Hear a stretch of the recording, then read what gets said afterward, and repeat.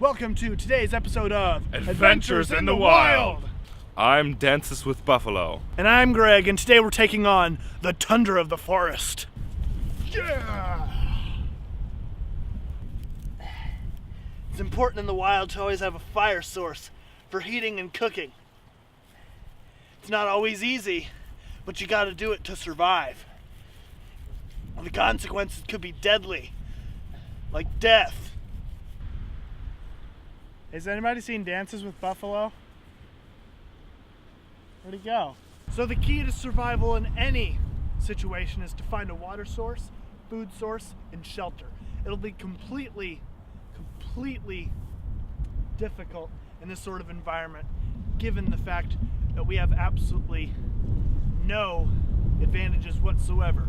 It's windy, the trees aren't very helpful, I haven't seen a whole lot of wildlife yet, so it's going to definitely be a challenge.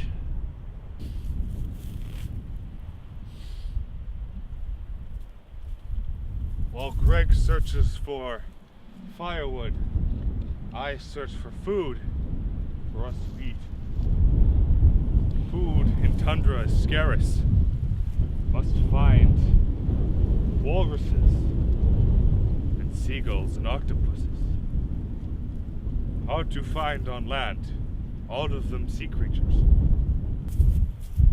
Up ahead, smoke, the sign of fire. Fire means death. Death means food. Food means eat. Eat means poop.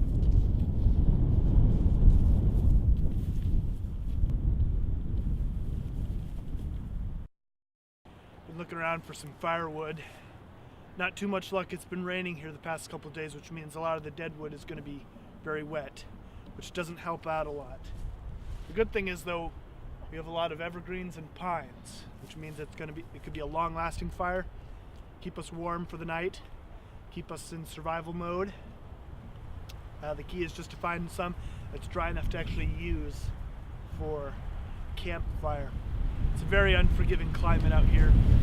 A lot of things are working against you, and you don't always come out on top, but that's what we're trying to do today.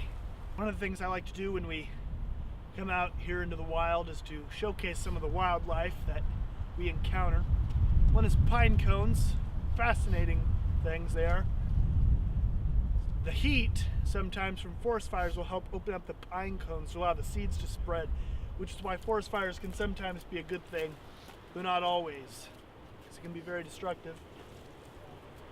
But not a whole lot of sign of wildlife yet. It is still winter in this part of the world, and sometimes creatures don't like to come out, but we're going to try and hunt something down, show you all at home what we're looking for. Get some bears, deer, heck, even squirrels if we're lucky. And so it's going to be a challenge, but I know wherever my friend is looking around for food, it'll be a big help to us. Well, we've reached our first water source we found. It's a lake. However, it's frozen over, which isn't going to help us much, seeing as the ice is very thick, and the fish will be inaccessible for the time being, to make our job even harder.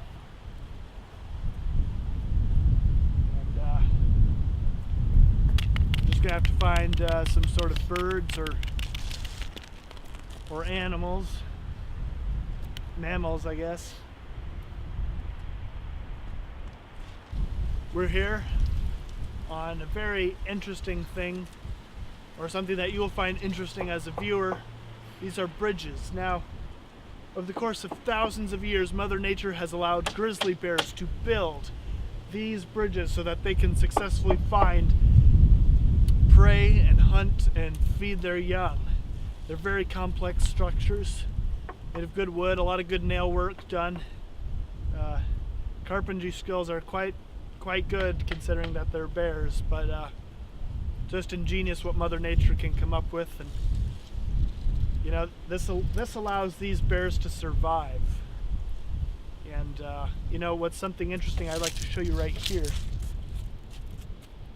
These are the initials of the bear. This allows the bear to mark their territory and establish that this is my land bridge. This is where I will hunt for creatures and I will eat lots of fish and berries and attack campers. This is my zone and my bridge. And other bears, they can just shove it. What do you mean? The bears make this. What do you mean the bears don't make it? What else could have made the bridge? Well, how am I supposed to explain to the viewer audience about how the bears migrate to eat? I just think we really had something going with us. Well, I mean, I know our ratings are in the tank. That's why I was trying to figure out more about the bears, which led me to the bridge, but apparently bears don't do carpentry skills. And so... By striking the ice with my staff, it should summon fish up above the ice for us to eat. It's not working.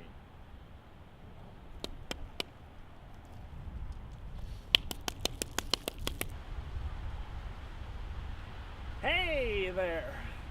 Trees, fascinating subject, are the home of many creatures in the forest and a great place to find food. And hey! Dances with bulls! Dances with buffalo! Move! Move it! Trees are an excellent source for food and for other creatures that you need to survive. So, it's probably good that we explore around a bit more. This stone is old, like my wife.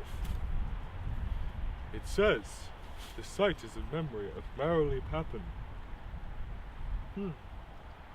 Well, you know, if there's a site with somebody's name on it, there's a good possibility there'll be buried treasure nearby.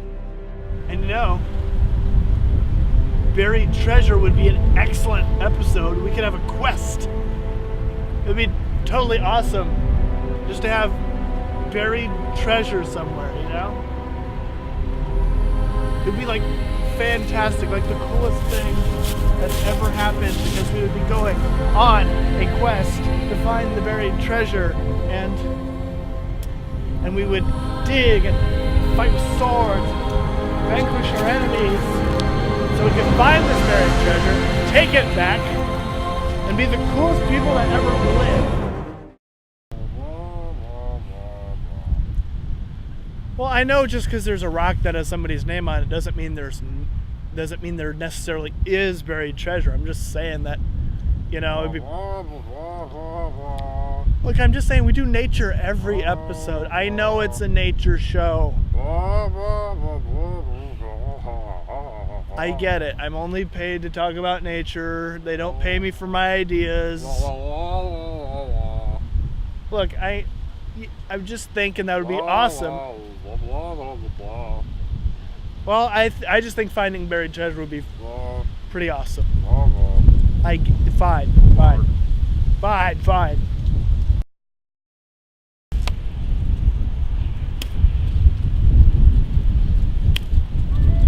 Dances with buffalo.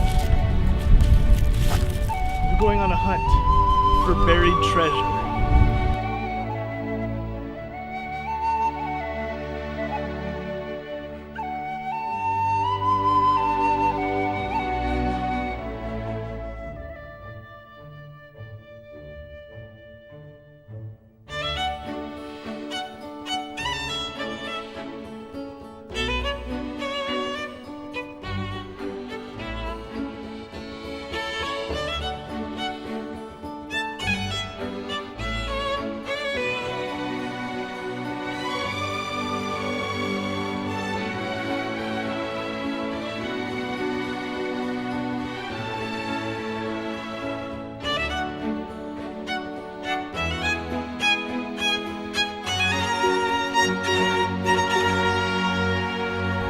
Well, day one of our little excursion is coming to an end. It's going to be nightfall shortly. It's going to be important to set up some shelter if we wish to survive the unforgiving nights of the forest. And us.